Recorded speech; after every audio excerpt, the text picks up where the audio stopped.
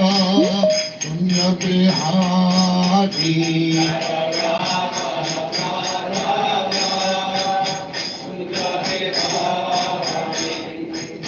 Gopi Jana Vallabha Girivaradhari.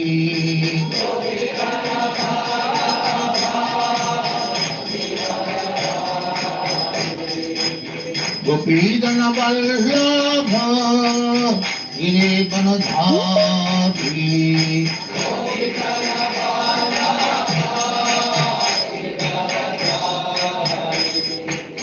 Yasodhanandana Brajajana Randana.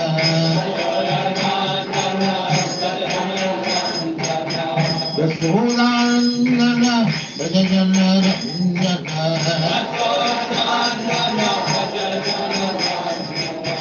Yamuna Tiro Dhanachari.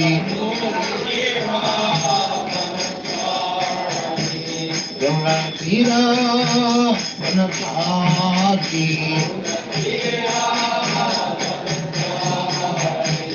Jaya Radha Madhava Kunja Bihari.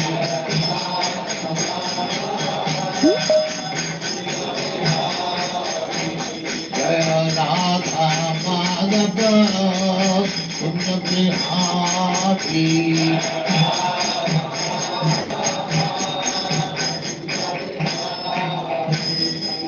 Jaya Uttam Samriddhacharya Sukhavesha Smahavati Vittam Saraswati Goswami Bhagavad Jaya Nanda Gori Vaishnava Ki Jaya Ramacharya Sri Haridas Thakur Ki Jaya Saint Sutta Hosi Krishna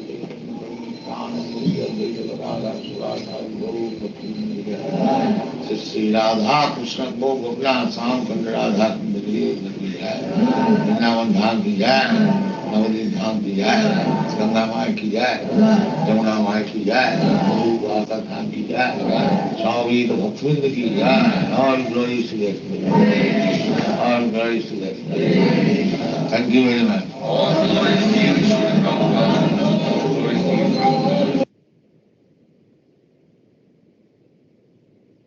Hare Krishna, everybody. Hope all of you can hear me and see my screen. Hare Krishna, Prabhuji. Hare Krishna. Hare Krishna. Okay, welcome everybody. So we started with chapter 3 2 weeks ago, last week, because we had Gaura Purnima celebrations. So we went over a brief description of Chaitanya Mahaprabhu's life and his teachings. We had some children from our congregation who made a presentation. So we will continue with the discussion on chapter 3. If I remember it right, somebody can correct me. I believe we did through chapter 13, text 13, is it right? All the devotees of the Lord are released from all kind of sins because they eat food which is offered first for sacrifice. Other who prepare food for personal sense enjoyment verily eat only sin. Does it sound about right? Anyone? If they recall, it's trying to log into my web stream, but it's not allowing me to log in right now. I just wanted to confirm, but I do remember discussing then, because I think Parul Ben had a question, because he had in some of the other speakers from other sampradayas, I think she had a different understanding of this particular verse, and she had asked questions. I'm pretty sure we discussed verse 13, and then I don't think we started verse 14. So okay, assuming we completed through verse 13, we'll start from 14 today and go and double check. If not, we can go and revise, but let me give a quick overview of what we have discussed so far. So chapter 13 actually begins with a question from Arjuna, who seems to be confused based on what Krishna had instructed him, right, in chapter 2.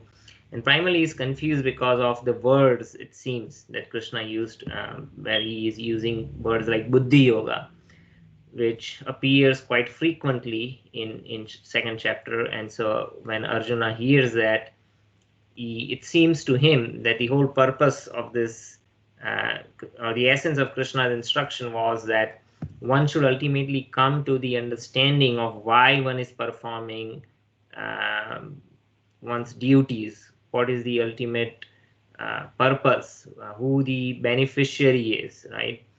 And Krishna instructs that Buddhi Yoga means that one is not motivated by fruitive results. One works without being attached to good or bad results. One is not motivated by achieving an outcome, right? One does it as a matter of duty. And so essence of all this is, Krishna is saying, is that, well, ultimately one has to come to that platform of knowledge, right? Why we are doing something. So Arjuna somehow understands this, that, well, the purpose of this is to cultivate that proper understanding. And so if I am able to cultivate that understanding with my intelligence, and why I need to engage in any action, and in my case, particularly this ghastly warfare. He's saying, why you want me to engage in this? If you think intelligence is better than fruitive work. So his conclusion is, what he got is, well, intelligence is better than fruitive work. That is correct. This is not completely wrong, right? Because one who is working motivated by fruitive results, not knowing the purpose, right? That is not an ideal situation to be in. Ideal situation is one knows why one is acting in that fruitive work.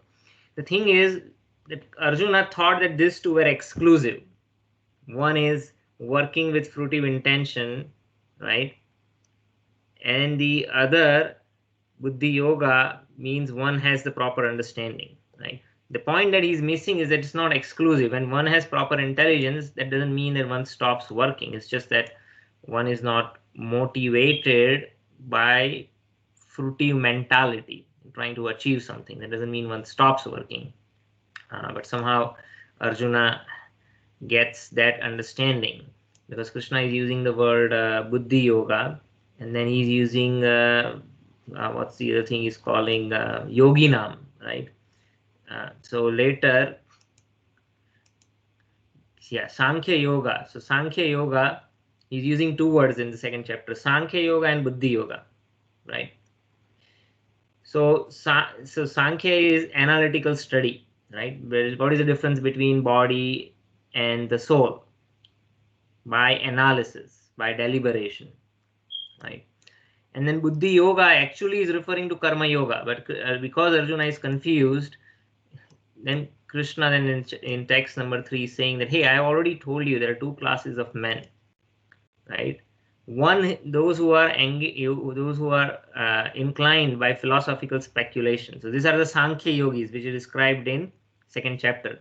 But now, instead of calling them Sankhya Yogis, he's now calling them Jnanis, right? So that Arjuna does not get confused.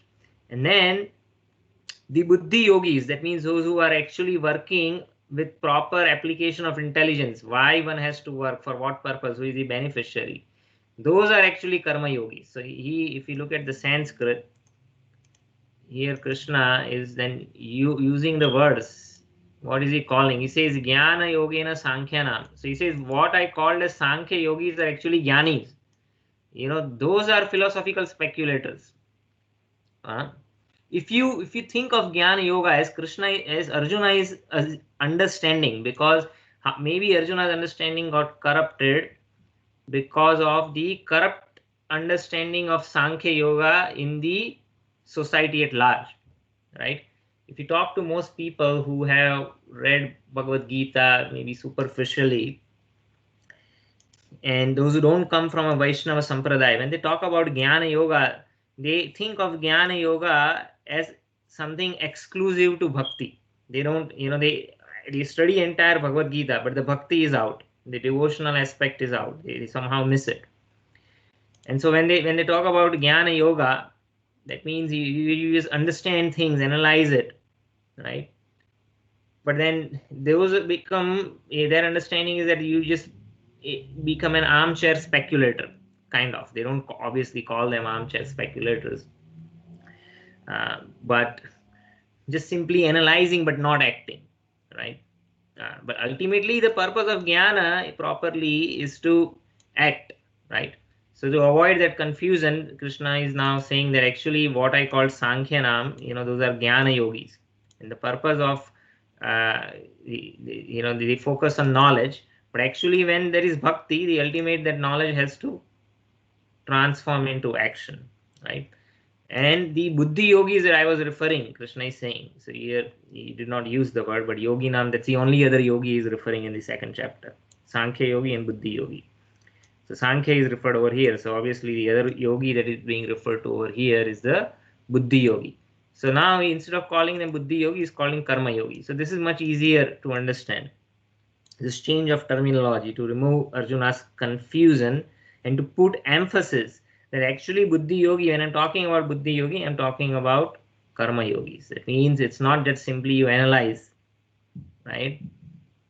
But you act on it, right? So actually they should feed back into each other.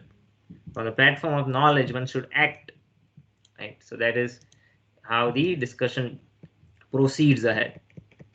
Then he gives him reasons why that, if one by merely abstaining from work, no one can achieve freedom from reaction, right? So we discuss also this in second chapter, because ultimately it depends on consciousness. What is night for the yogis, right, would be day for people in general, and vice versa. Why? So the same logic applies, where it's not that because one is not acting, there is no reaction, because the mind is active. Just by thoughts one can accrue karma, right? And so that is superficially rejecting work, right? But then somebody might formally take renunciation, sannyasa, renounce order of life. And among the impersonal is there the idea that just by taking sannyas one becomes as good as Narayana. That is their perfection. But here Krishna is explicitly saying is that it's not that just because somebody formally accepts the dress of a sannyasi one can achieve perfection, right? Because this is all artificial suppression of one's nature, right? And that artificial suppression won't last long.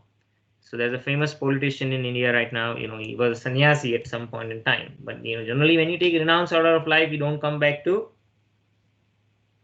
material activities, right? But despite having assumed saffron, you see in India a lot of people they are not able to maintain it, and they get involved in politics, right? And there's more than one. You will see they will adorn saffron. But sannyasis have no difference, no engagement in politics or even humanitarian work, or the actual humanitarian work they do is provide spiritual knowledge. Okay, so by artificially taking, one can assuming the order of sannyas, it won't work. They will be forced to again act according to their actual nature. So therefore no one can refrain from doing something even for a moment. So the same example then Krishna is saying, well, if somehow even if somebody is doing that, actually their mind is still thinking about sense objects, right? So this is continuation of this verse. Here is saying actually one will be forced to give up that artificial sannyas order that one has assumed. They will be forced to engage back in material activity. But somehow if somebody is still restraining artificially and is not coming back to their actual varna or ashram based duties, what will happen is then their mind will dwell on the sense objects, and such a person is actually deluding oneself and being a pretender. So Krishna is saying, Arjuna, don't be a pretender. You are Kshatriya. Don't try to become and sannyasi in an artificial way. Rather, if a sincere person actually, according to one's varna and ashram, tries to control the senses by mind and begins whatever their prescribed duties are for the varna and ashram, let them begin that engagement. without attachment, and solely that initially the attachment might be there, but law of diminishing returns, it will go away, and because one is engaged according to one's nature, one will continue to work as a matter of duty, and then that work is far superior, and that work is actually also worthy of offering in sacrifice, which is where the theme of the chapter is going now. So I'm taking time to explain this because again we had a 2 weeks break. I just want to make sure you don't lose the flow of the conversation. So perform your prescribed duties, for doing that is better than not working. Actually, one cannot even maintain one's body without doing physical work, or one cannot maintain physical body without doing work. Then he says that, well, so he does not, he is elaborating on a concept that he did not elaborate on second chapter. He does say without work without attachment in the second chapter, but he's saying, okay, what does that mean, work without attachment? Actually, work without attachment means that work is actually meant for sacrifice for Vishnu, right? And when that is done, then it does not cause bondage, otherwise it leads to bondage. So he does not talk about this in the second chapter, but second chapter he gives a hint. He says you do your activities and you mat paraha, you focus your mind in me, right? For the sake of me. He gives that hint, and he's saying again, by that hint is also giving the idea that, well, he is the Supreme Personality of Godhead. But now he's elaborating on that concept. He's saying, okay, therefore perform your prescribed duties for the satisfaction of Vishnu. In this way, you will be free from bondage, right? And then work which is performed according to one's nature comes out natural, right? Just suppose you're giving gift to someone, then you don't want to come out as in a very unnatural way. Suppose somebody becomes very nervous, or somebody speaking while giving the gift as if somebody has rehearsed a speech, and then the recipient might think, what's going on, why it's like some very unnatural how this person is behaving. Maybe he really does not care about me, but he's just artificially trying to do something, maybe to please me, maybe he wants something from me. So all these thoughts might come, and it really does not appeal so much, even if that person gets the gift. Similarly, when we do offer the results of our work, if that work is according to our nature, it comes out as natural. And then natural work is also not subject to any defects, or though there might be apparent defects, is not subject to sinful reaction, and Krishna would be explaining later in this chapter.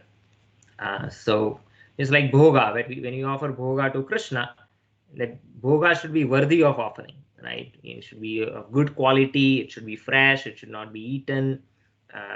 So similarly, the work that we offer to Krishna should be also worthy of offering, not that we offer anything. Of course, sinful activities cannot be offered. So those activities should be according to dharma, should be at least on the platform of morality. And then beyond that, even within the platform of morality, it has to be according to one's prescribed duties, right? So it's not any duties one thinks or imagines. It's prescribed according to one's nature. Okay, just a sec.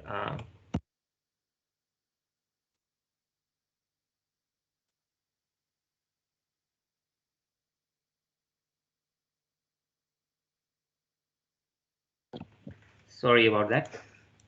Then Krishna is saying, okay, how did the sacrifice came about into being? He says in the beginning of creation, right? The Supreme Personality of Godhead, he sent forth different generations of men, right? So in the beginning, the population of the universe was sparse. I mean, in the beginning, there was only Brahma, and the Brahma begot so many children and asked them to increase the population. And along with them, the Supreme Personality of Godhead, he provided sacrifices. And he says, by performance of these sacrifices or yajna, be pleased, right? How you will be pleased? Well, first of all, when you perform the sacrifices, it is for Vishnu, but then the demigods, they are also devotees of Vishnu. And they would also partake. So the remnants of the sacrifices are actually consumed by the devas, right? And the devas, the demigods, they are also via medium for the offering. We do not directly offer, just like somebody wants to go to the president. one has to go through proper channel. Maybe you first approach the local senators, and then from the, who is a representative within the state and for the federal government, right? So similarly, demigods are like that, right? They are the representatives who are accessible. But sometimes the demigods also become proud because they become the via media. If their consciousness is not properly situated, they might think that, oh, we are the ultimate proprietor, as it happened in the case of Indra. So we had discussed that. So anyway, the sacrifices, when they are offered for the satisfaction of Vishnu, and through the when the demigods partake into the remnants of those sacrifices, they are also pleased, and they would bestow everything that is desirable for living entities in this world, not only to live happily but also for ultimate liberation. So that is the ultimate concept. Just like the taxes, when people, they pay taxes, right? What is the ultimate purpose? Well, taxes are again used for public works, right? The city, the state, the federal government, they invest it back for improving public services. So the function of demigods is also like that. The demigods, they provide rain, sunlight, right, with bounties of minerals and grains. So all that is provided by the arrangement of the Lord. The demigods, when they are pleased, will also please you. And in this way, cooperation between man and demigods, prosperity will reign for all. So I mentioned in the class that such an arrangement was there all over the world. If you go and look at the Aztec culture, the Incas culture, the Greeks, the Romans, the Egyptians, they will all find the concept of yajna or sacrifices, the idea of demigods. It's there all over the culture. It was there. Now Krishna is saying that, well, if somebody is actually taking the bounties which are provided by the nature, but is not offering them in a sacrifice to the demigods, right? And again, demigods would then offer it to Vishnu, because yajna itself means Vishnu. So that is called thievery, right? If you see, especially, this mentality has been always there. It's not that something it's new, that the propensity to enjoy without offering in sacrifice, where one thinks oneself to be the proprietor. But especially in last couple of centuries, with colonization all over the world, especially from European countries, where they established colonies all over the world and exploited the raw material, the whole idea is, well, whoever can get hold of the land or resources, and then you just simply exploit it for your own enjoyment. So that is the mentality of thieves, actually, right? Otherwise, if you see different traditional cultures, the idea of such a large-scale exploitation, it's not there, right? Actually, the understanding is that, well, nature provides, and God provides, the spirits provides. They might be used different terms, and they want to preserve. Even if you look at the Native American culture, you will Native Indians, they won't hunt until it is really needed for their food, and they have their own rules and laws of how they want to preserve things. So in the way, and then they would again offer as a sacrifice to the spirits. So that idea is there. So the first thing is thievery. If one does not offer it in sacrifice, then it becomes thievery, right? So that is one dimension. And the other dimension is, when it is not offered in sacrifice for the satisfaction of Vishnu, then that consumption of those things is also actually one consuming sin itself, right? So there are two dimensions to this. So, but the devotees who do offer, right, whatever food they prepare or any other belongings that they might have, like in Vaishnava culture, if even somebody got new sari, right, or a dhoti, you go to the temple, you offer it to the deity. This is for your pleasure, and then one takes as prasadam, right, and then as a remnant. So the idea of sacrifice is there. It's not simply limited to the food. but it's limited to all kind of paraphernalia that we might have, right? So it's all coming from by the mercy of the Lord, and then we first offer it to the Lord for his enjoyment. Otherwise, it leads to sinful reaction. So this is the summary of discussion so far. Anyone has any questions on this before we start with today's verse, text 14? Okay, so let's begin with text 14. This is a very important verse, text 14 and 15. Here the cycle of sacrifice is described in these two verses, and also the conclusion of this at the end of the 15th verse, Krishna makes it clear that how the Brahman or the absolute truth resides in sacrifice, right? So it's a very logical and very systematic way of explanation over here. Very famous verse, you can memorize if possible. Annad bhavanti bhutani parjanyad anna sambhava yagyad bhavanti parjanyo yagya karma samudbhava. Translation and purport by His Divine Grace, A.C. Bhaktivedanta Swami Srila Prabhupada. Translation: all living bodies subsist on food grains, right?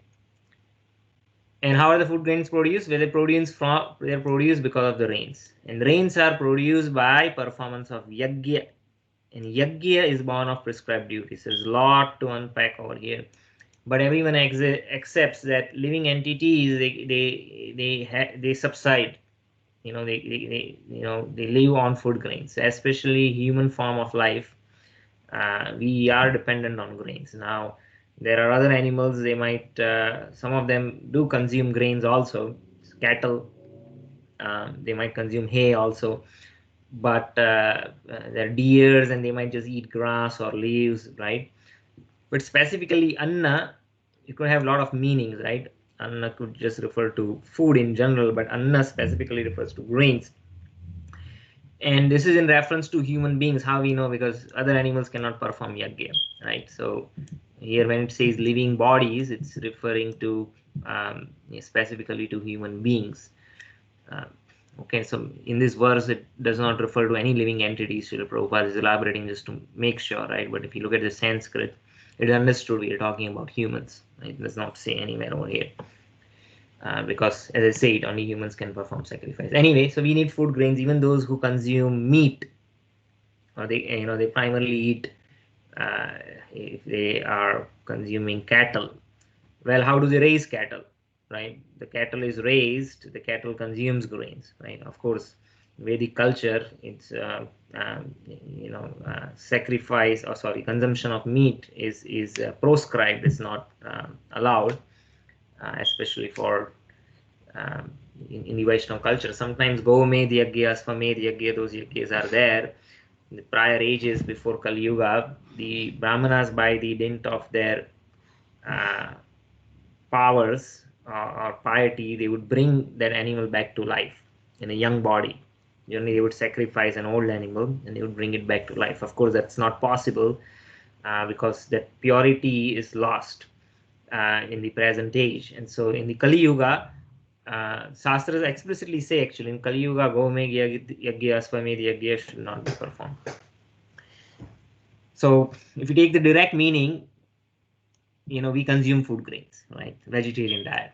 And how are the grains produced? By rains. Now, if somebody says, well, we could do irrigation, right? But that is not sustainable long term, right? We see the rivers. Of course, a lot of civilizations have been established on the banks of river because the land is very fertile, right? But then one has to build canals to get the water and then irrigate the fields. It requires a lot of work, and again, it is not sustainable in the long term. Generally, then big cities are formed, and then they use water for other purposes. The main source of sustained food production, right, is rains, right? So, or even if somebody says rivers, then rivers also, the water might be coming from a mountain or glaciers, but then only when the snow melts it would come. For the rivers to be perennial, there has to be rain. right? In the monsoon there's rain, in summer the snow melts. Ultimately comes down to rains. And how is the rain produced? Well, actually the rain can only be produced through sacrifices. And we see in the Vedic culture, even during Krishna's time, Nanda Maharaj, who was a Vaishya, he was every year used to perform a sacrifice for Indra, who is the demigod of rain. And then he had become very proud because he thought, I am the ultimate enjoyer of this sacrifice. Not, he forgot that, well, ultimately he's only a via media for the satisfaction of Vishnu. So Krishna, being non-different from Vishnu, he wanted to teach him a lesson. So that's the whole story of Krishna lifting Govardhan hill after Indra becomes very angry and sends torrents of rain. So yeah, the rains are produced because of sacrifices, and you'll find across all cultures. And well, you say, well, nowadays who is performing sacrifice? Well, there are pious people who are at least chanting the holy names of the Lord. In Kali Yuga, the only yagya that is possible, you cannot, is the Sankirtan yagya, chanting of the holy names of the Lord. And as long as pious people are there and they are chanting, you will see that the rains continue. And when there is an increase in impiety, then the weather patterns, they get disturbed, right? So you're already seeing global warming, and they say, well, it's because of human intervention and things like that. But ultimately, yeah, that's true. But at two levels. Well, one is the industries are very it has a lot of carbon footprint. Then the whole idea of industry is very exploitative, so that itself is very sinful, where you don't accept that the Lord is the proprietor of it. Rather, we think that we are the proprietor and we will exploit it. And then so that kind of consciousness, we see that in people, a lot of people. There are people who are performing sacrifice by chanting the holy names of the Lord, but then you see many are not, and so the effect of that manifests in karmic reaction when the weather patterns are disturbed. So anyway, so now yagya, as soon as we say yagya, we also talked about how is yagya produced. Well, yagya is born from prescribed duties, and this is a very important statement of this entire verse, and very difficult to not very difficult to understand, but if it might not be obvious. And what this means is that we cannot perform yagya whimsically, right? The yagya, for that work to be worthy of being offered in sacrifice, has to be performed according to the prescription of one's varna and ashram, which is again based on one's nature. And because it's based on one's nature, as I was explaining, it comes out in a very natural way, right? And it's worthy of being offered as a sacrifice. In the purport, Srila Prabhupada is quoting Baladev Vidyabhushan, who is a great commentator and a Vaishnava Acharya. And he's saying in his commentaries, he wrote commentary on Bhagavad Gita in Sanskrit. And in the beginning, I think Srila Prabhupada dedicates his own commentary to Baladev Vidyabhushan because he's the original Gaudiya Vaishnava commentator on Bhagavad Gita. So anyway, the essence of that Sanskrit verse which is quoted over here, it says that Supreme Lord, who is known as Yagya Purus, right, or the personal beneficiary of all sacrifices, is the master of all the demigods. And these demigods serve him as different limbs of the body, serve the whole. Just like in our body, I've given these examples earlier, all the parts of the body, they are serving for the common purpose, serving for the common purpose of the body. If they try to act independently, then the body will perish. If the hand says that, well, I'm not going to feed the mouth says, I'm not going to chew so that the stomach can digest, right? Then what will happen is that the body will become weak and all the parts would perish. But if they all cooperate with each other, right, then the whole body can function. Similarly, the demigods, they represent the different limbs of Vishnu. Vishnu is a point, just like different senators or the different departments of government, they are different limbs of the government itself. The same concept applies. So for the universal management, the demigods have been appointed, so they are the limbs of Vishnu. Demigods like Indra, Chandra, and Varuna, they are appointed as officers who manage material affairs. And the Vedas direct sacrifices to satisfy these demigods so that they may be pleased to supply air, light, water sufficiently to produce food grains, right? But they are not doing independently. Just like, the senator is, it appears that senator has so much authority, but their authority is invested or vested in the senator or the governor or the mayor by authorities higher than them, the president, based on the constitution decree. So the same concept applies. So when Lord Krishna is worshipped, the demigods who are the limbs, they are automatically worshipped. Just like if the stomach is nourished, then all the parts of the body will get nourishment. Similarly, when Krishna is satisfied, everyone is satisfied, including the demigods. Therefore, there is no separate need to worship the demigods. For this reason, the devotees of the Lord who have this proper understanding, who are Krishna conscious, they would offer food to Krishna. And then they would eat or honor the remnants. And this process nourishes the body, not just materially, but also spiritually. Such an action, not only are the past sinful reactions in the body vanquished, but the body becomes immunized to the contamination of material nature. Here, immunization specifically refers to immunity from karmic reaction, right? Because one is partaking in the remnants, one is not the proprietor so there is no question of good or bad reactions, right?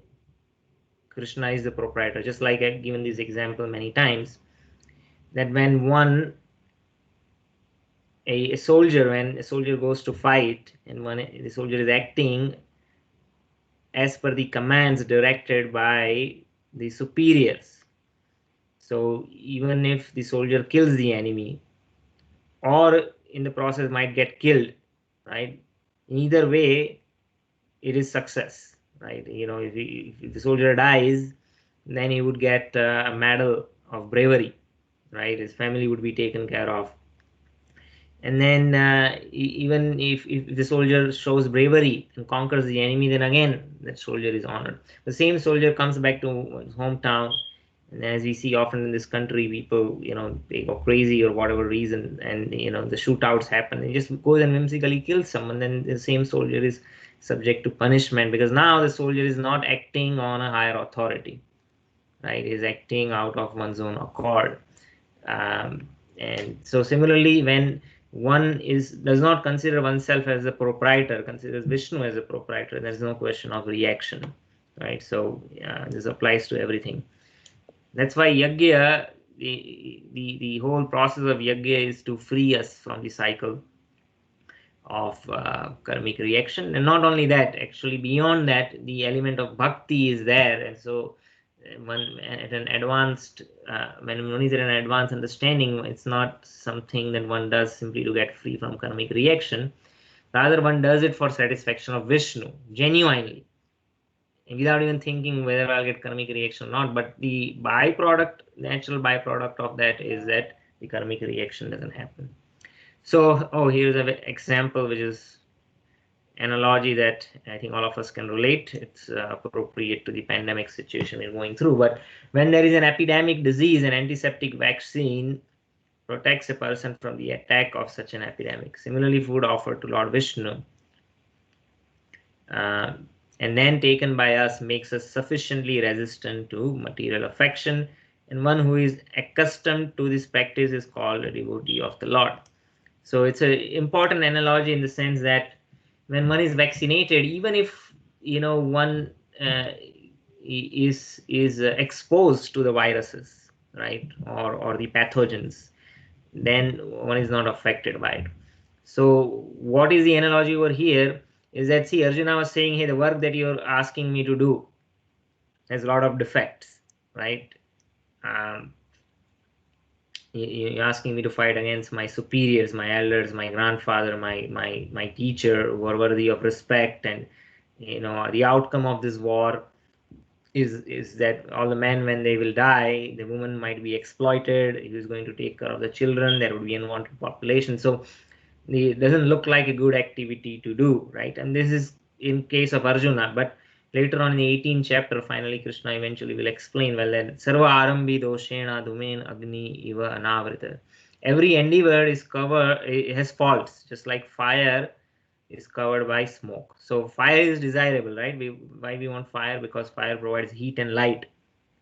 But along with heat and light, you also get smoke, right? So even if somebody has a smokeless stove, it's just that the pollutants are moved upstream when that natural gas is produced. So it's not that there is no smoke, but the smoke is now moved upstream. Whenever there is heat and light, the smoke is always there. Um, so it might appear that this to be defective. So whatever work that we do, it will have some defect. But what's happening, because it is offered as a sacrifice, right? We are immunized against the reaction of whatever faults it might have. Just like when one is vaccinated, if one is not vaccinated, then the consideration is there. I don't want to be exposed to the pathogens or the viruses. So the distinction between good and bad is now there. Am I exposed to a safe environment, or I am exposed to an environment that is full of pathogens, right? The distinction between good and bad is there when one is not vaccinated. Similarly, when work is not performed as a sacrifice for Vishnu, then the distinction comes. Is this activity good? Is the activity bad? Right? Based on that, I might get a good reaction or a bad reaction. Based on that, I'll get another birth, and I might to enjoy the effects of the good karma, or to suffer the results from a bad karmic reaction. Generally, it's a mixture of the two. But when one is offered as one performs the work as a sacrifice, then the immunity is there, right? So the analogy is very apparent over here. Therefore, a person in Krishna consciousness who eats only food which is offered to Krishna can counteract all reactions of the past material infections, which are impediments to the progress of self-realization, right? On the other hand, one who does not do so continues to increase the volume of sinful action, and in this way prepares the next body to resemble hogs and dogs, to suffer resultant reactions of all sincere. It seems like an extreme statement, but what is trying to say that only in the human form of life one can inquire spiritually, and by the spiritual inquiry one comes to the platform of at least understanding that, well, the life is not simply meant for enjoyment, because anyway you cannot enjoy forever, and whatever enjoyment we might get is not only temporary, but it's mixed. There's always some suffering, and so when in this way, after performing karma, one desires moksha, and one comes to this proper understanding and tries to pursue a spiritual path, then the human life becomes perfect. But if somebody wastes this opportunity and just simply spends the life in gratifying the senses, then how is that person better than hogs and dogs? The hogs and dogs, they don't have this spiritual understanding. You don't expect them to have. And so because one lives a life with the mentality of hogs and dogs, right, then they're not suited to have a human form of body. And so Krishna is kind enough to give us a body which is suited to our mentality, right? As I say, we acquire a body based on our karma and our mental inclination. So the hogs, they don't have any discrimination in terms of what to eat, what not to eat, right? Especially hogs, they eat all kind of abominable things. And we see there are human beings apparently in human form of life, but just to satisfy the tongue, they would eat things that you cannot imagine. They have chocolate dipped scorpions, oxen tails, feet of a lamb, shark fins. And the shark fins, just to get the shark fins, is in China and Hong Kong, it's a delicacy. The fishermen, they would go in the ocean, they would catch a shark, and they would just simply chop off the fin, and then that shark, they would just let him go again in the water. Yeah, so it's not even living in a very leaving the fish to suffer so much. So you see all kind of horrible things people eat just to satisfy the tongue, you know, blood of snakes. And I don't want to describe this, it's very, very graphic, but the idea is that there is no discrimination. Then, you know, why, you know, then one is not suited for the body of a human. And similarly, there are people, again, one has to work according to one's prescribed duties, but the purpose of life should not be that just simply to work. And so the dogs are generally considered very faithful to their master. It's a good quality to have, and that quality can liberate one if the master is worthy of service, right? But if we spend our life serving someone who is simply interested in exploiting, right? Not everyone is like that, but you see in a corporate environment, we often come across individuals who just want to interested in exploiting, and that dedication to such a master does not yield to liberation. So that's the mentality of a dog. I'm not saying we should not work or not work sincerely, but one has to understand that, you know, the purpose of life is not simply to work. So material world in this way is full of contamination, like the example that I gave, right? Just like fire is covered by smoke, in this way everything is full of contamination. The only way we can be free from contamination is you know, one is engaging in the process of yajna. So one is immunized by accepting prasadam of the Lord and saved from the attack. One who does not do so is subject to contamination. So we have discussed this. So food grains or vegetables are factually eatable. So Srila Prabhupada is further elaborating on this. Human beings actually eats different kind of foods, grains, vegetables, fruits. Animals, and the animals eat the refuse of food grains and vegetables, grass and plants. Human beings, so here also Srila Prabhupada is explaining. Actually, those who are also eating meat and flesh, they also depend on production of vegetation in order to eat animals, because animals first consume grains and they are consuming the animals. Therefore, ultimately, whichever way you take, we are all dependent on production of food grains. So in many other places, Srila Prabhupada says that, well, you cannot eat nuts and bolts. We cannot eat paper money. Digital money, obviously, we cannot eat. So the whole the human endeavor, which is spent so much in production of consumer goods, you know, they don't have any intrinsic value. Actually, all these resources, the minerals, the water, you know, they are actually meant for production of food grains, right? Which is sufficient for human beings. The production of big factories is not, you know, it cannot, you know, somebody who is already rich will become more ridiculously rich, right? And that's the only purpose. The whole education system was developed after the Industrial Revolution. They thought we need people who can work in these factories. That means they should have ability to, you know, read instructions, do some measurements, you know, operate an instrument. That was the whole idea. This is factory education system. The whole system was built to provide manpower for these factories, so the owner of the factories can exploit and become rich. That's the history. So earlier, when the factories were started, the people were working in the farms and they were trying to bring them to work in the factories. No one really wanted to work. He says this is hellish, right? The factories, you know, and you have to, in the farms, you only work during the cultivating and harvesting season, and you have enough, the rest of half of the year you don't have to work, and every day you also work limited. Here, you know, you have to work 365 days. You might get a day off here and there, but on the weekends.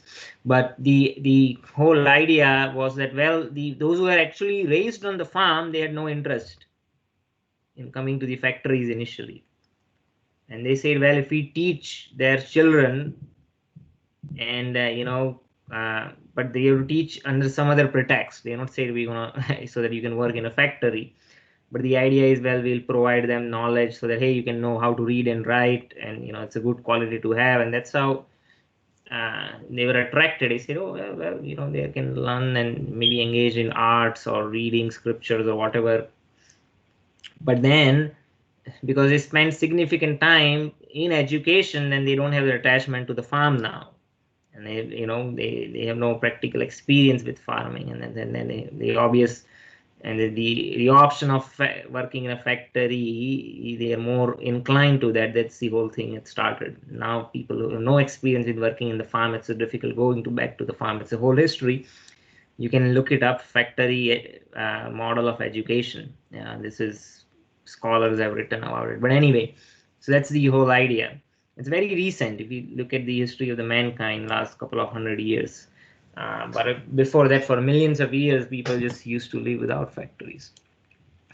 So the field production is due to sufficient rain from the sky, such as rains. Is controlled by demigods like Indra, sun, moon, and they are all servants of the Lord. Lord can be satisfied by sacrifices, therefore one who cannot perform them will find himself in scarcity.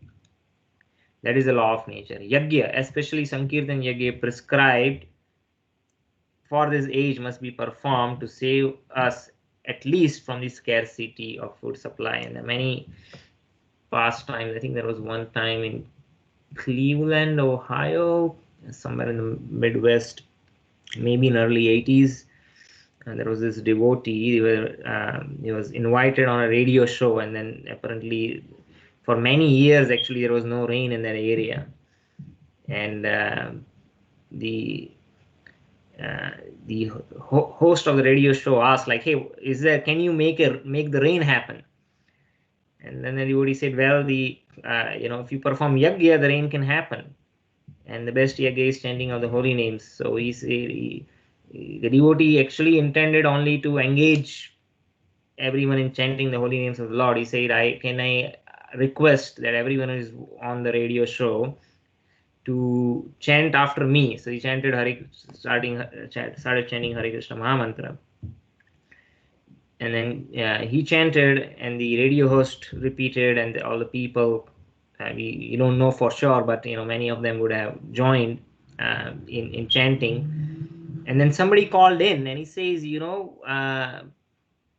that you won't believe this, but you see, I'm seeing this rain clouds approaching, and I'm seeing thunder, and it's like it started raining. And so somebody might say, well, it's just a coincidence, but it might happen immediately or not. But the idea is that whenever Sankirtan Yajna is performed, or any Yajna is performed, it leads in satisfaction of Vishnu, and all the necessaries are provided by the arrangement of the higher order.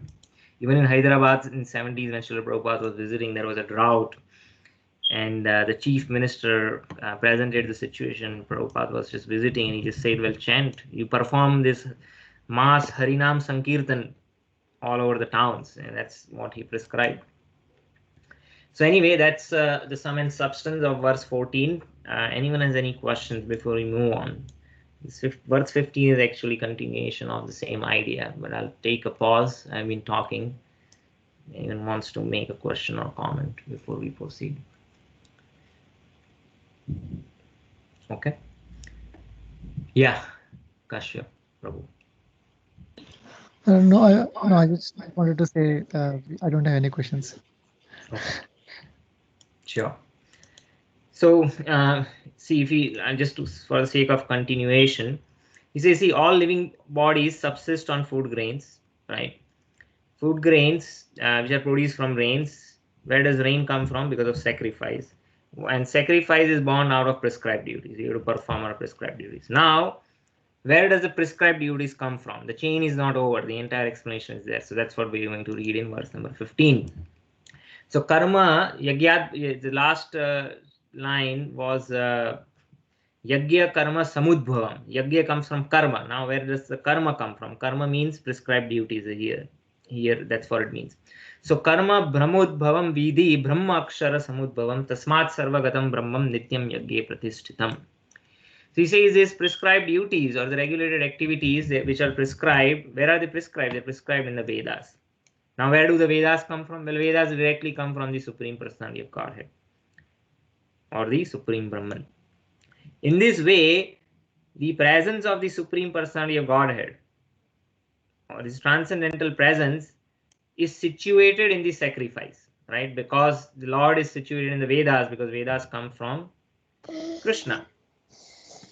And then Vedas, they manifest further in the actual prescribed duties which are done, because prescribed duties are done based on instruction from the Vedas.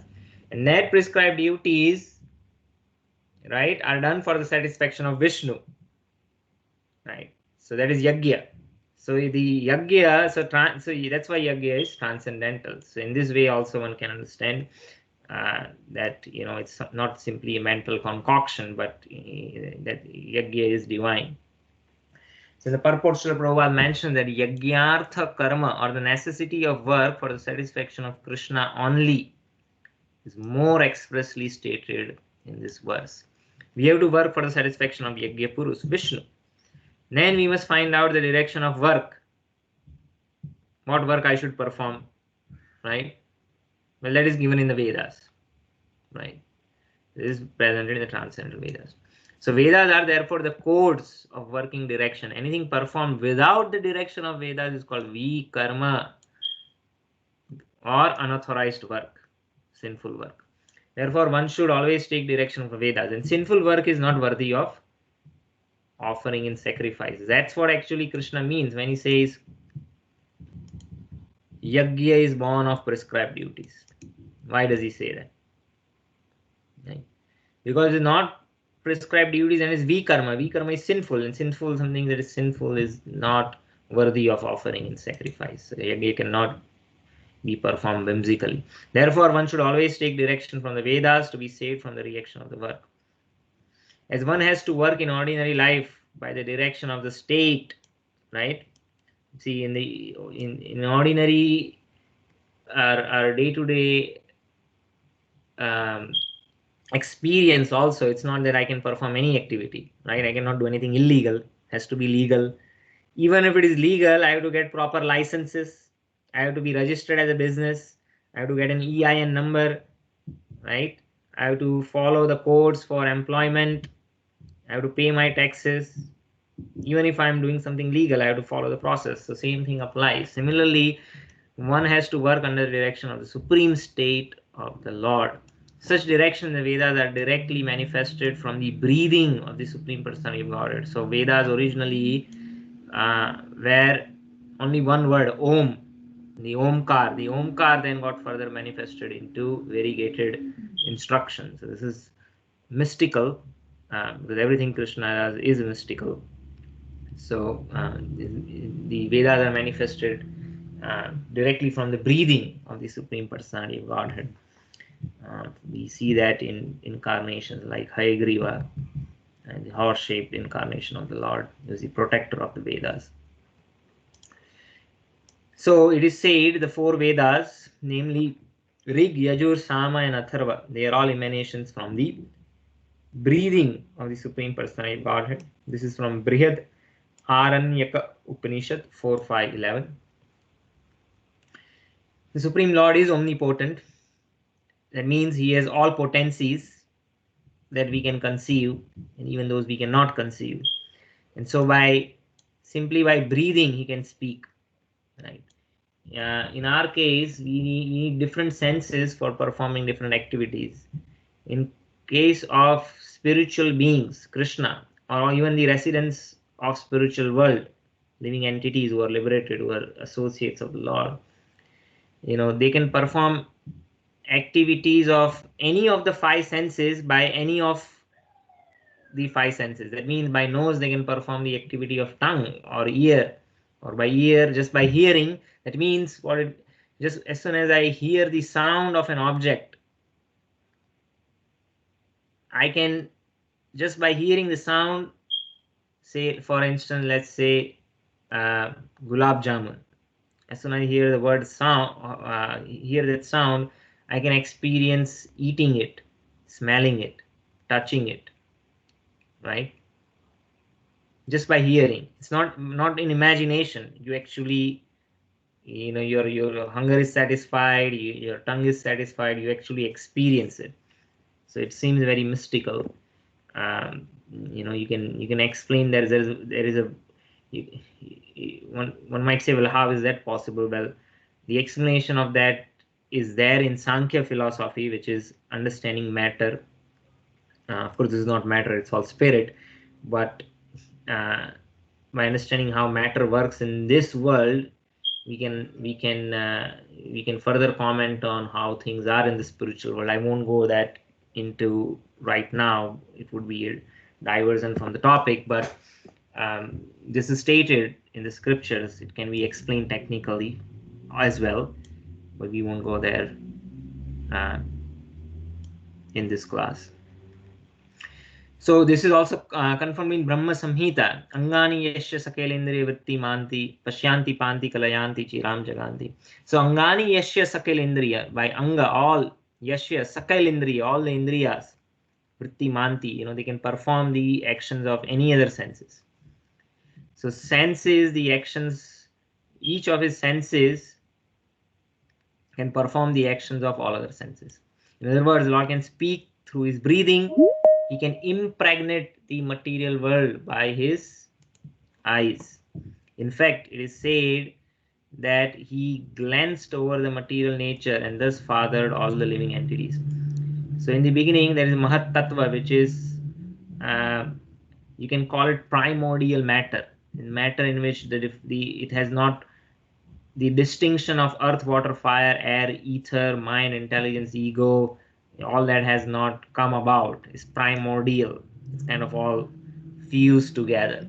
So all this variety is created in this primordial matter just by the glance of Mahavishnu. That primordial matter is agitated, and that glance is known as Sambhu or Shiva Tattva. So after creating or impregnating the conditioned souls into the womb of material nature, he gave his directions in the Vedic wisdom as to how conditioned souls can return back to Godhead.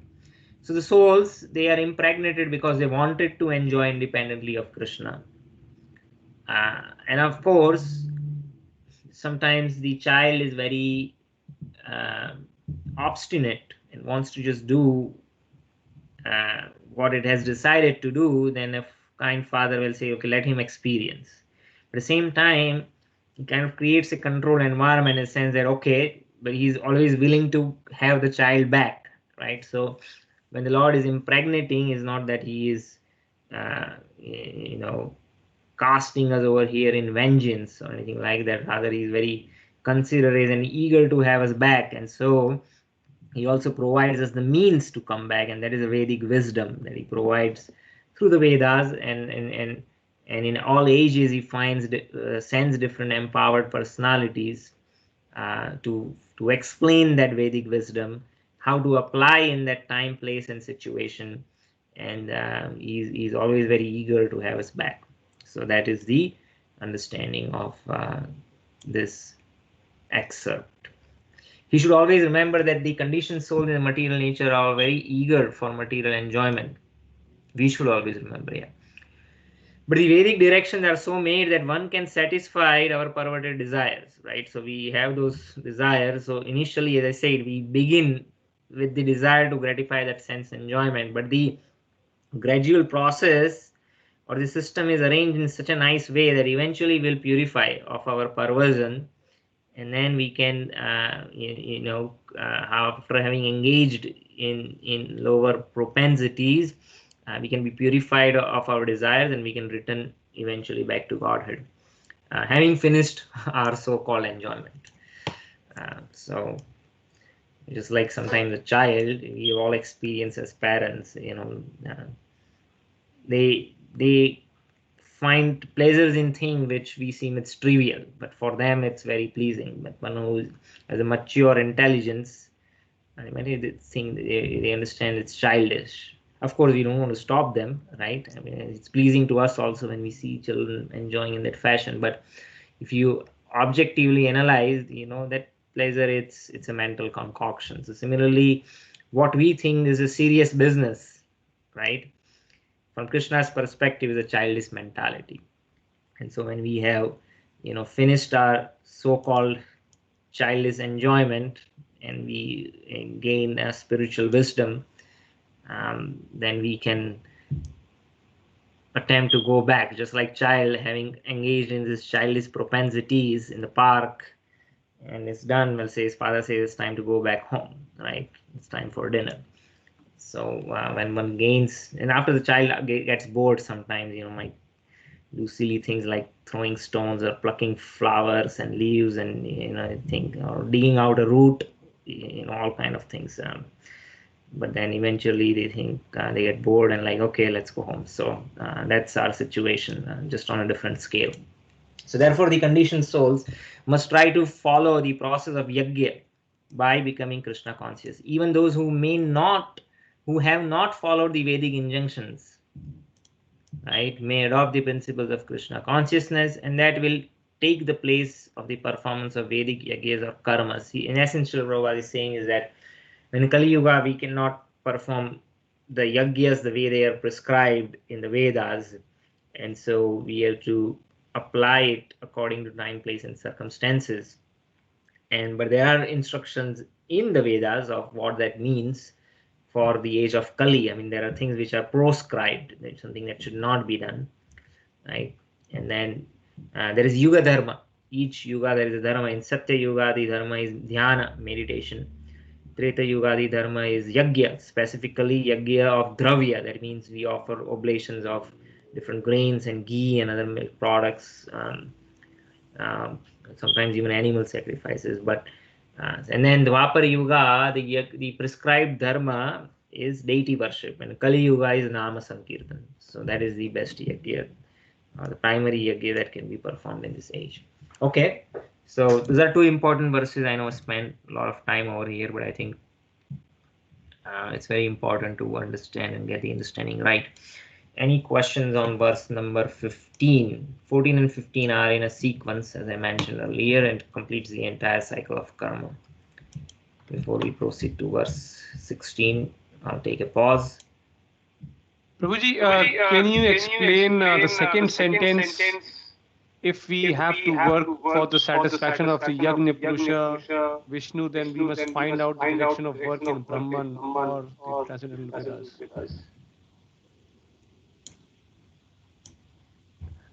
Because you also mentioned that by the end of this verse, we'll understand how Vedas are Brahman. This is what I mentioned, you were saying? Yeah, I think when you were starting the class, you said that by the end of verse 15, we'll understand.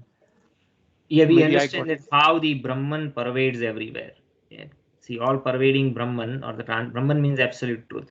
So absolute truth pervades and pervades in Vedas, pervades in the prescribed duties, which is okay. Let me go slowly, right? So the Brahman is residing where? In the Vedas. The absolute truth is in the Vedas. The Vedas are prescribing duties according to Varnas. That means Brahman is also residing in those prescribed duties, right?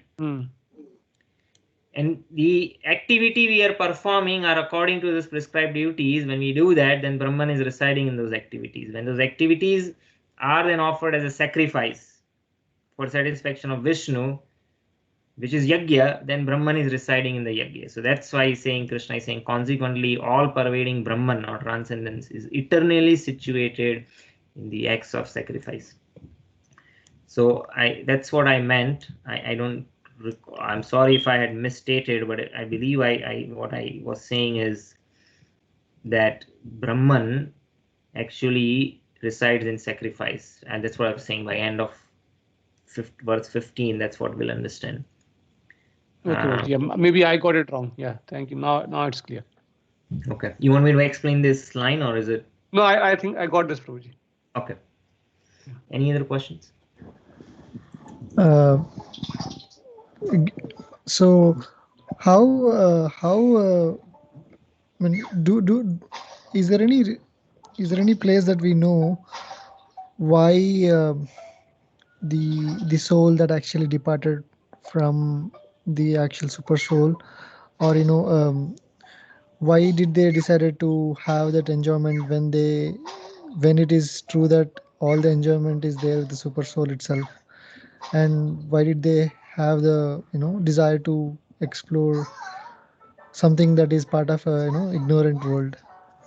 Yeah, so it's a very good question. It's a question that often comes up. So in the spiritual world, we are all intimate associates of the Lord, and we are under Yoga Maya. We are right now under Mahamaya. Mahamaya means we forget Krishna so that we can enjoy independently of Krishna.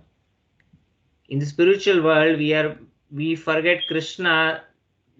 We forget that Krishna is the supreme personality of Godhead, so that we can have intimate relationship with him as a friend, as a father or a parent, father, mother, or parent, or as a conjugal lover, right? Because as long as we realize that this individual is the supreme personality of Godhead, then friendship cannot happen, parental affection cannot happen, conjugal love cannot happen, because we would be always serving in awe and reverence. The mood of awe and reverence is very predominant. Krishna, in order for him to be able to enjoy all the rasas, not only we forget, Krishna also himself forgets that he is the supreme personality of Godhead. So when Mother Yashoda is chastising him, he is not faking, he's not acting that I am scared and I am crying. He really cries. So he's made to forget by Yoga Maya. So does it mean Krishna is under the control of Yoga Maya? In a way, yes, but Krishna is under the control of Yoga Maya because Krishna instructed Yoga Maya to control him.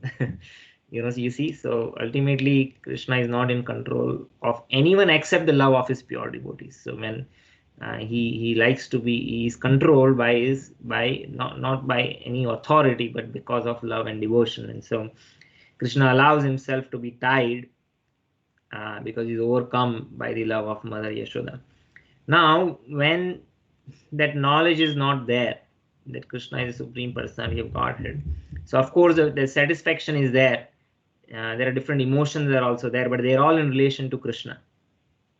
Sometimes gopis, they become upset in the way Krishna behaves, but that's all just to enhance the rasas of Krishna. And when Krishna's rasas are enhanced, the rasas of the devotees are also enhanced.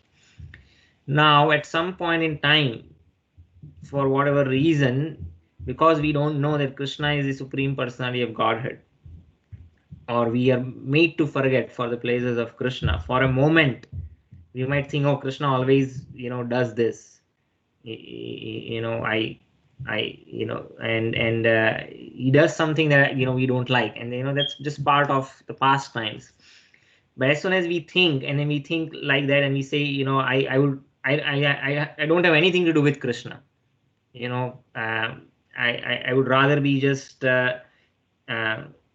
do my own thing, enjoy independently. And so when that desire comes to enjoy independently of Krishna, one is, what do you say, falls down in this material world. And it might seem like a very drastic thing, and there are descriptions in Srimad Bhagavatam where there are devotees who are liberated, and they wanted to experience how the illusory energy of the Lord is, this material world. And there was Maitreya Rishi, and there was Narad Muni at some point wanted to experience. And that one fraction of moment then appears like the entire lifetime of Brahma, or at least a day of Brahma, which is 413 million years.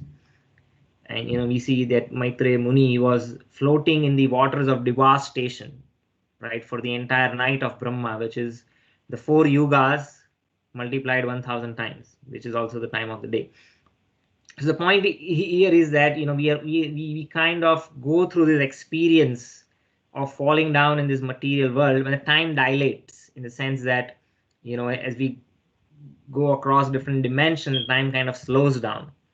So what is actually one day of Brahma, because Brahma is situated at a higher position than us, is actually 413 million years according to our calculation. But Brahma does not experience that. For him, the day passes just like a day passes for us, right? So as you go further up, time kind of slows down. So what happens is we are going through this experience in one way, which is kind of an illusory experience which spans across millions and trillions of lifetimes.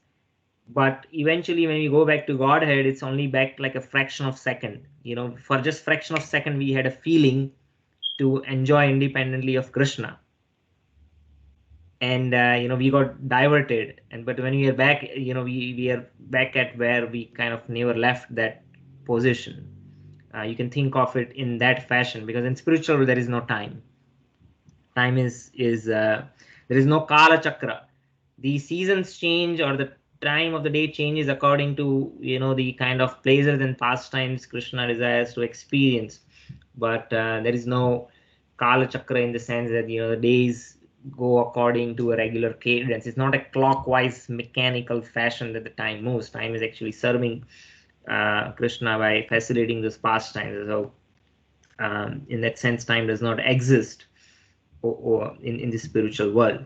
Time also has the function of causing fear about future. We are fearful about the future. I don't know what's going to happen if I step out of the home. There would be political, economic, whatever situation. We are always lamenting about the past, and we are illusioned in the present. So these three functions of time in past, present, and future, those are not present in the spiritual world. There is no fear, there is no lamentation, there is no illusion. So in this way, so why does these things happen? Well, there are two things. We are not robots. Krishna does not want robots who love him in a mechanized fashion. There's a free will, and so by our free will, Krishna does not control our free will. And by free will, we might desire, for even if it's for a fraction of a second, that we want to enjoy independently of Krishna. We are free to have that will. And it also serves two purposes for Krishna. There are two things that Krishna cannot do in the spiritual world. And for that, material world is the only place where he can enjoy. And we can think that we are here to kind of serve that purpose. Well, one is when Krishna desires to fight. The desire to fight also, sometimes every evening my son says, let's do kusti.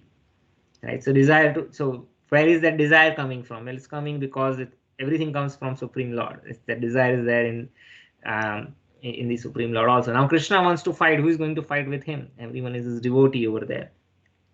And he doesn't want a fake fight. He wants a real fight. So some of his pure devotees, they come to this world as demons. So Jay and Vijay, who were actually the gatekeepers in the spiritual world, they first came down as Hiranyakashipu and Hiranyaksha. Right? Then they came as Ravana Kumkaran. Then they came as Kamsa Dantavakra. In Chaitanya Leela, they came as Jagai Madai. So these are pure devotees who are coming down as demons. When they come, they forget that they are devotees. They are really acting as demons, asuras. And then they fight. It's a real fight. It's a serious business, and it satisfies. They do service to the Lord, and in that form, they can also appreciate Krishna's strength. We cannot appreciate Krishna's strength. The Vrindavan Vasis, Krishna was lifting Govardhan on his pinky finger for 7 days. It's not an ordinary thing. But the Gopas, they thought, Krishna can lift, we can also lift. Krishna said, you get tired, you give it to me. I'll hold it for some time. We can exchange position. They were thinking like that. So even if they are seeing, they don't have appreciation. They cannot appreciate Krishna's power. But these asuras, Hiranyakashipu, Hiranyaks, they have, moved boulders and mountains, and they have conquered the entire universe. And they know that there cannot be anyone who is powerful than me. When they fight with Vishnu or Varaha or Narsimha, and when they get the final death blow, they realize this is the power of Krishna. The appreciation that they have for the power of Krishna, that none of us can experience. The demons can experience. And they glorify the strength of Lord, which no one else can glorify. We cannot, but the demons, they are in a unique position to glorify the strength of the Lord. So they are also doing service.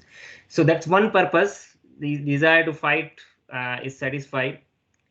And the other is desire of the Lord to deliver the souls, to give knowledge. And, those who are fallen down, you have to rise them up. So that is called Audarya Bhav, which is, so 5 rasas we have discussed. Santa rasa, neutral relationship. And then Dasya rasa, relationship of a devotee to the Lord as a servant. Sakhya rasa, friendship. Vatsalya rasa, where a devotee becomes the parent of Krishna. And then conjugal affection. There are 5 rasas, but there's a 6th rasa of Audarya. That means delivering those who are fallen. And in spiritual world, there's no one fallen. And so you can, in a way, you can, think that when the conditioned souls are fallen, Krishna comes personally to deliver them, right, in his original form. Then he comes in so many manifested incarnations. We say incarnations of the Lord are, unlimited. In every age, an expansion on it, or an expansion of his expansion comes, or he sometimes sends an empowered incarnation, and so these are all manifestations of his Audarya Bhav. And when he comes in, of course, in his original spiritual form, but he is going through the experiences of a human, just like Lord Rama. When his Sita was kidnapped, he was experiencing pain. Of course, that pain is transcendental, but he's going through all that for internal reasons, external reasons. Of course, we should not think he's an ordinary person, though it might appear like that. He's always transcendently situated, and this is the reason why material world exists, and so it appears to us that we are kind of fallen, but in one way it's just a deviation for a fraction of a moment. It's a long-winded answer, but I hope I was able to. Generally, there are follow-up questions if I give a brief answer, but I hope I covered most of the points. But if you still have any questions, you can bring it up. Thanks, Prabhu. Okay. Anyone? Any further questions on this? So is it like the Inception movie, like one? Yeah, they causes- all take ideas from the Vedic scriptures. Time dilation, nested dreams, right? You dream within dreams. Actually, I was reading 11th canto of Bhagavatam. In that, it says that those who take to spirituality, but if they have still not come to proper conclusion, then their position is like that of a person who is dreaming that they have woken up from dream. Because have you had that experience? I have had this experience that when I'm dreaming, and then in the dream I think that I have now woken up from my dream, but that is actually within a dream. I don't know if you experienced it, but it has happened to me. And so when I was reading Bhagavatam, I'm like, wow, that's amazing. So the analogy that Bhagavatam is saying, that because people take to spirituality, and what is spirituality supposed to do? It's supposed to take us out from this illusory experience. But because but when somebody is not still properly situated, or they have a misunderstanding of that spiritual process, their understanding is not proper, and they think I'm doing this spiritual practice, I'm getting liberated, I'm waking up, but they are not properly situated. Their consciousness is not proper. They might be doing something not improperly, or even incorrectly, or completely wrong, and so they are still actually dreaming. They're still in that illusion, but within that illusion they are thinking that I have woken up. So it's an amazing analogy that the scriptures have this, but that idea of dream within dream is there. And then the time dilation, which is in that movie that you talked about, Inception, the time dilation is real. Actually, we are all part of Mahavishnu's dream. Did you realize that? So Mahavishnu is dreaming in the Karana ocean, and as he is breathing out, millions of bubbles are coming out. Each bubble is actually becomes a universe, right? If you see this picture, what's happening over here? In the causal ocean, Karana ocean means it's the ocean of primordial matter, Mahatattva. And then he's breathing, and from the pores of his skins, the bubbles are coming.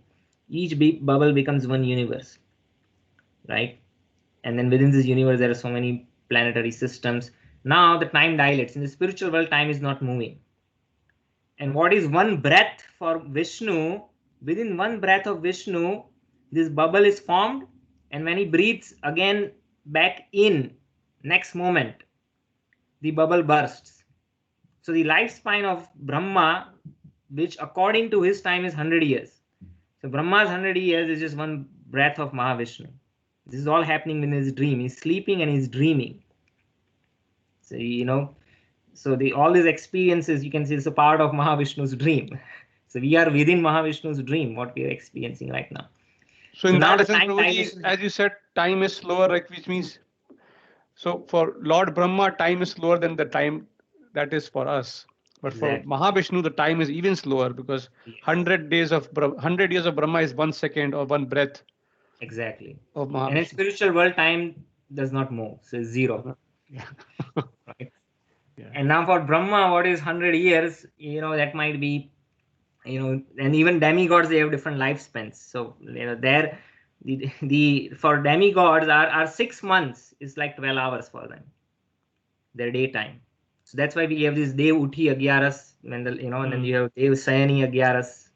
Once a year it comes when the devas go to sleep and they recite. So when the devas go to sleep, we call it sacrifices should be performed, no marriages should be performed. So this September to January period that it happens every year. So which is Dakshinayan, when the sun moves south on the constellation, night time for the demigods begin, and so this fire sacrifices are not prescribed on at least certain type of them.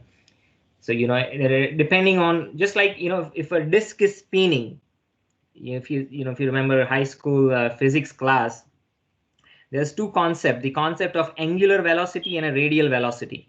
So angular velocity omega and the radial velocity v. V is equal to omega multiplied by r, where r is the radius of the disk. Now each point on the disk has a different radius. So the angular velocity of any particle on that disk is same. You can say 100 revolutions per minute.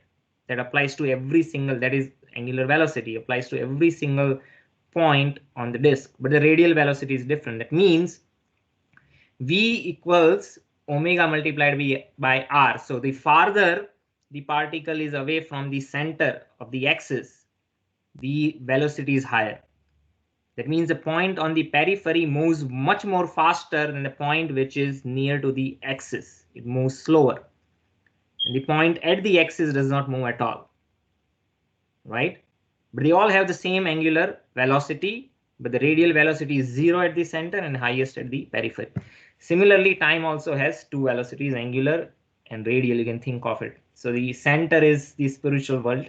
Time does not move. So the radial velocity is 0. And as you go further out, away, the farthest you are away from the Lord, the time moves the fastest.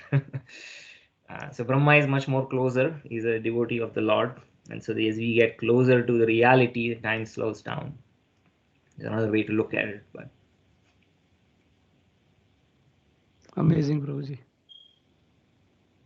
anyone has, I know it's already 8:30.